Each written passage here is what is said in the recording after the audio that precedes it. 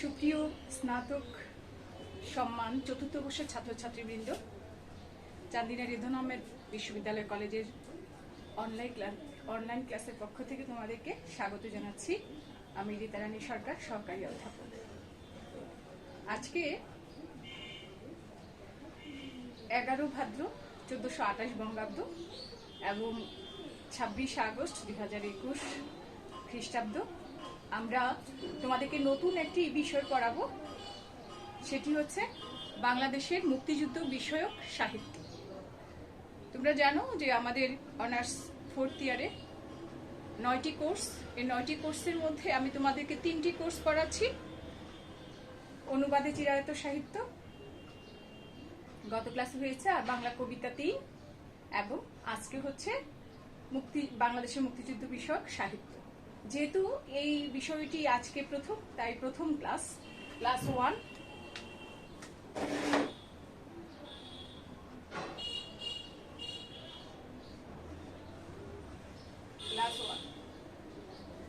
এই ক্লাস 1-এ আমরা তোমাদেরকে দেখাবো। আরেকটি বিষয় খেয়াল রাখো, আমাদের এই বিষয় কোডটি হচ্ছে 241017। এটা হচ্ছে আমাদের বিষয় কোড। আমরা যখন পরীক্ষা দিব, পরীক্ষায় কিন্তু আমাদের বিষয় দিয়ে আমাদের পরীক্ষা হবে না, অর্থাৎ বিষয় কোডটাই হচ্ছে আমাদের পরিচিতি। সেজন্য আমাদের প্রত্যেকের এই কোডগুলো মুখস্থ থাকতে হবে। 9টি বিষয়ের নাম এবং সাথে কোড নাম্বারগুলো জানা থাকতে হবে তোমাদের। তো আমরা দেখো মুক্তিযুদ্ধ বিষয়ক সাহিত্য সেটা হচ্ছে 1971 সালে আমাদের স্বাধীনতা যে মহান যুদ্ধ সংঘটিত হয়েছিল, সেই যুদ্ধকে কেন্দ্র করে বাংলাদেশে সাহিত্য রচনা হয়েছে। সে সাহিত্যের মধ্যে ছিল কবিতা, ছিল গল্প, আছে উপন্যাস, আছে দিনলিপি আকারে বিভিন্ন রকমের ঘটনাবলী। এই নিয়ে হচ্ছে আমাদের 4th ইয়ারের বাংলাদেশের মুক্তিযুদ্ধ বিষয়ক সাহিত্য। তো আমাদের এই 4টি বিষয় আমরা পড়বো। আমার 1 নম্বরে হচ্ছে মুক্তিযুদ্ধের কবিতা। মুক্তিযুদ্ধের কবিতা এটা হচ্ছে আবুল হাসান সম্পাদিত। আমরা এটা লিখে নেই, আবুল হাসনাত। এদের সম্পাদনা হচ্ছে আবুল হাসনাত। আবুল হাসনাত সম্পাদিত।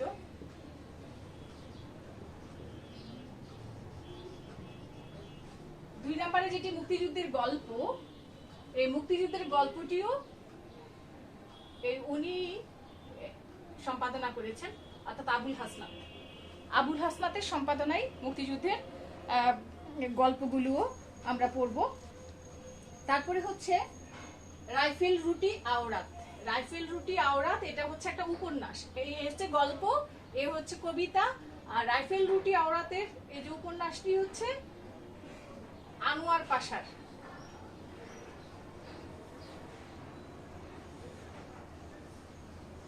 আর 71-এর দিনগুলি জাহানারা ইমাম। তোমরা জানো বাংলাদেশে এই জাহানারা ইমামকে শহীদ জননী নামে আখ্যায়িত করা হয়। তিনি হচ্ছেন শহীদ জননী। তার পুত্রদ্বয় শহীদ হয়েছেন এবং তার স্বামীও 71-এ শহীদ হয়েছেন, তাই তাকে শহীদ জননী হিসেবে মর্যাদা দেওয়া হয় তার সন্তানের জন্য। তিনি শুধু সন্তান রুমি জামি নয়, তিনি বাংলাদেশের এই রকম যারা বয়সের তরুণ মুক্তিযোদ্ধা ছিলেন তাদের সকলের মা হয়ে উঠেছিলেন। এই যে মুক্তিযুদ্ধের কবিতা, এই কবিতা হচ্ছে আমাদের 9টা। এই 9টা নির্বাচিত কবিতা, অর্থাৎ মুক্তিযুদ্ধের কবিতা নামক আবুল হাসনাত যে সম্পাদনা করেছেন এই বইটিতে অনেকগুলো কবিতা আছে। এর মধ্যে নির্বাচিত, বাছাই করা 9টি কবিতা নিয়ে তোমাদের পাঠ্য। 9টি কবিতাগুলো আমরা লিখছি।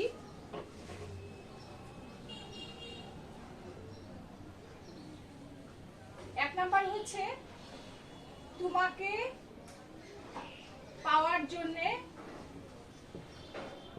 জন্যে হে স্বাধীনতা।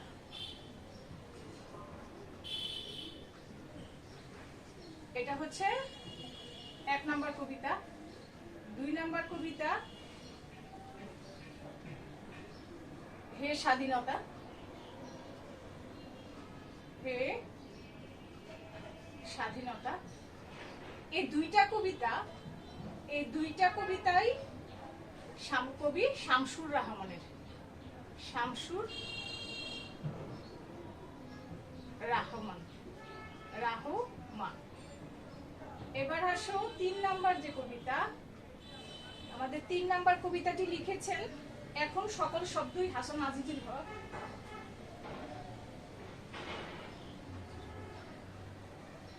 এখন সকল শব্দই হাসান হাফিজুর রহমান, হাসান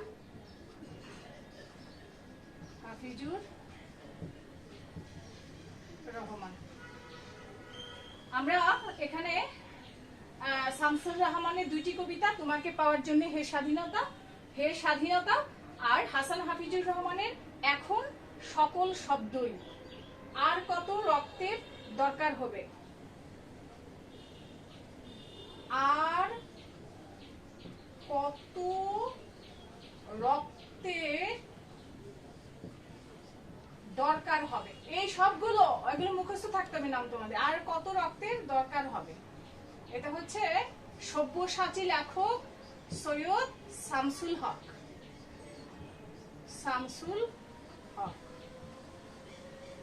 এবার আসো 5 নম্বরে যে কবিতা, একজন মুক্তিযোদ্ধার আত্মসমর্পণ। একজন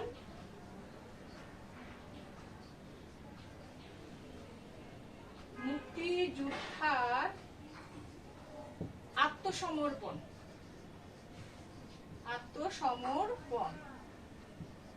এটি হচ্ছে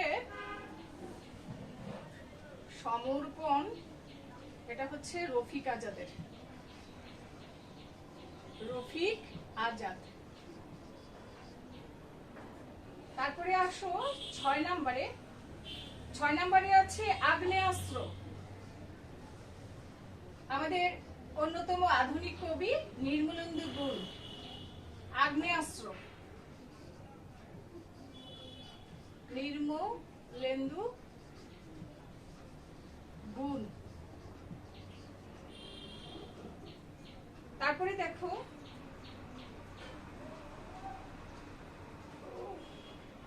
নচিকেতা।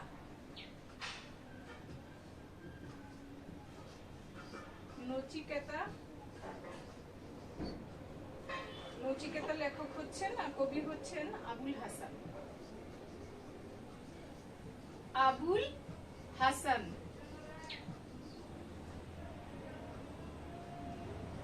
8 নম্বরে হচ্ছে বাঙালির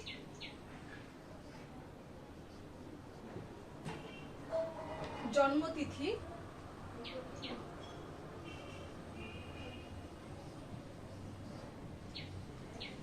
নুরুল হুদা।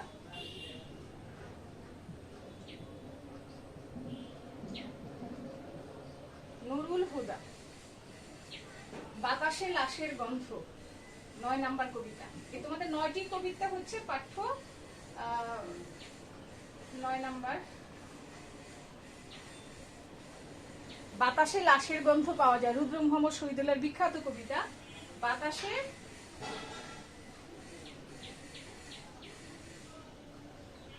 লাশের গন্ধ।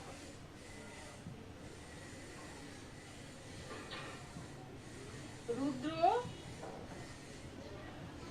মোহাম্মদ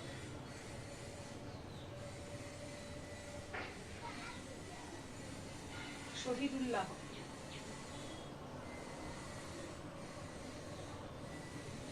রুদ্র মোহাম্মদ শহীদুল্লাহ উনি হচ্ছেন বাংলাদেশের তরুণ একজন কবি, যিনি অকাল প্রয়াণ হয়েছে। যার তোমরা তো বিখ্যাত কথা সাহিত্যিক তসলিমা নাসরিনের নাম জানো। তসলিমা নাসরিনের স্বামী ছিলেন এই রুদ্র মোহাম্মদ শহীদুল্লাহ। এবার আসো মুক্তিযুদ্ধ বিষয়ক গল্প, কবিতা, গল্প, উপন্যাস আর হচ্ছে লাস্টেরটা 4 নাম্বারেরটা হচ্ছে দিনলিপি। এই দিয়েই মুক্তিযুদ্ধ বিষয়ক সাহিত্য রচিত হয়েছে তোমাদের জন্য। আমরা এবার গল্পগুলোকে লিখব।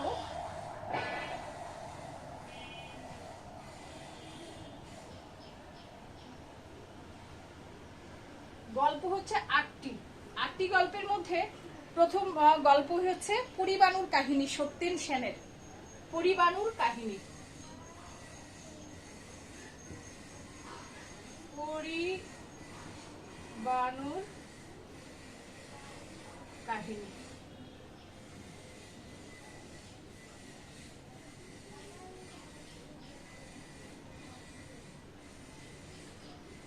লেখককে সত্যেন সেন। সত্যেন সেনের হচ্ছে পরিবাণুর কাহিনী। 2 নাম্বার হচ্ছে আমাকে একটি ফুল দাও। 2 নাম্বার গল্প আমাকে একটি ফুল দাও। আমাকে একটি ফুল দাও এই গল্পটি হচ্ছে আলাউদ্দিন আল আজাদের। আলাউদ্দিন বাংলাদেশের বিখ্যাত গল্প লেখক আলাউদ্দিন আল আজাদ। তোমরা এই যে কবিতা, এই কবিদের সম্পর্কে তোমাদেরকে কিছু জানতে হবে, আর জানতে হবে এই গল্পকারদের সম্পর্কে। এখানে 9টি কবিতা, কবি হচ্ছেন 8 জন, যেহেতু শামসুর রহমানের 2টি কবিতা, তো এই 8 জন কবির সম্পর্কে তোমাদেরকে তথ্য, জন্ম, মৃত্যু, তার পেশা, তার জন্মস্থান, তার কাব্যগ্রন্থ, বিখ্যাত রচনা, এগুলো নিয়ে তোমাদেরকে এই 8 কবির সম্পর্কে তোমাদেরকে ছোট্ট করে একটা নোট খাতা তৈরি করে ফেলতে হবে। আর মুক্তিযুদ্ধের যে গল্প 8টি গল্প আছে, এই 8টি গল্পকে লাইন বাই লাইন ধরে ধরে তোমাদেরকে পড়তে হবে, এবং 8 জন গল্পকার সম্পর্কেও এই কবিতার কবির মতো ছোট্ট করে একটা জীবনী লিখে মুখস্থ করে রাখতে হবে। তো এবারে আসো 2 নাম্বার গল্পের আমাকে একটি ফুল দাও, আলাউদ্দিন আল আজাদ। 3 নাম্বার যে গল্প সেটি হচ্ছে ভূষণের একদিন, হাসান আজিজুল হক। ভূষণের একদিন, এই গল্পটি হচ্ছে হাসান আজিজুল হকের। হাসান আজিজুল হক, বিখ্যাত গল্পকার হাসান আজিজুল হক। এবার আসো 4 নম্বরের যে গল্প সেটি হচ্ছে একজন মুক্তিযোদ্ধার জন্ম। একজন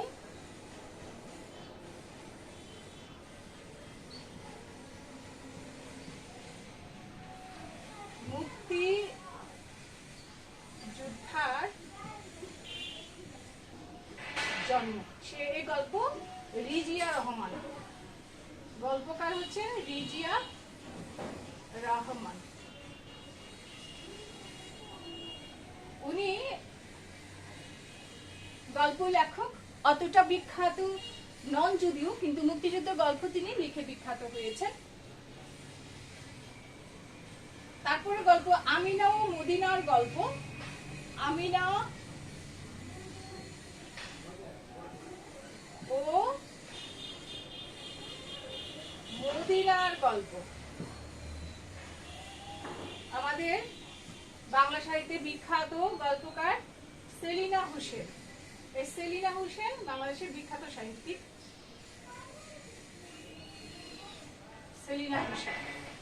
সেলিনা হোসেন সম্পর্কে তোমাদেরকে বিস্তারিত জানতে হবে।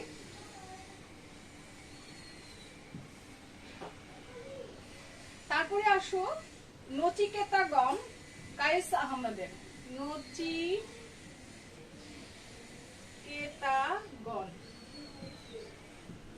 কায়েস আহমদ। কায়েস হচ্ছে কায়েস আহমদ। কায়েস আহমেদের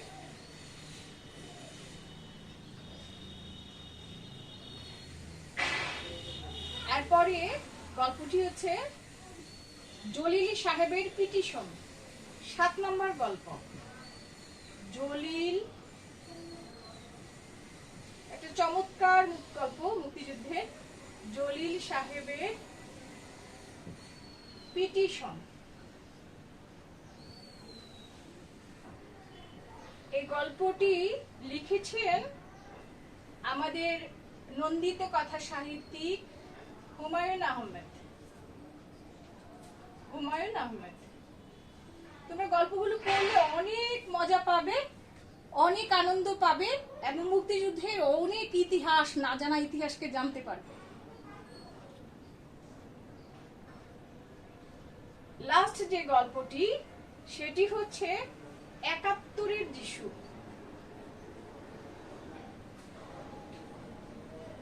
৭১-এর যিশু এটি হচ্ছে বাংলাদেশের অন্যতম একজন উনি সম্পাদক, সাংবাদিক বলতে পারো, এবং উনি হচ্ছেন স্বাধীনতার যুদ্ধের পক্ষের কথা বলা একজন সাহসী সৈনিক, যিনি অনেক এই মুক্তিযুদ্ধের কথা বলার জন্য, মুক্তিযুদ্ধ নিয়ে গবেষণা করার জন্য, সংবাদ ছাপানোর জন্য অনেক অনেক লাঞ্ছিত হয়েছেন, অনেক অনেক নির্যাতন সহ্য করেছেন। তিনি হচ্ছেন শাহরিয়ার কবির।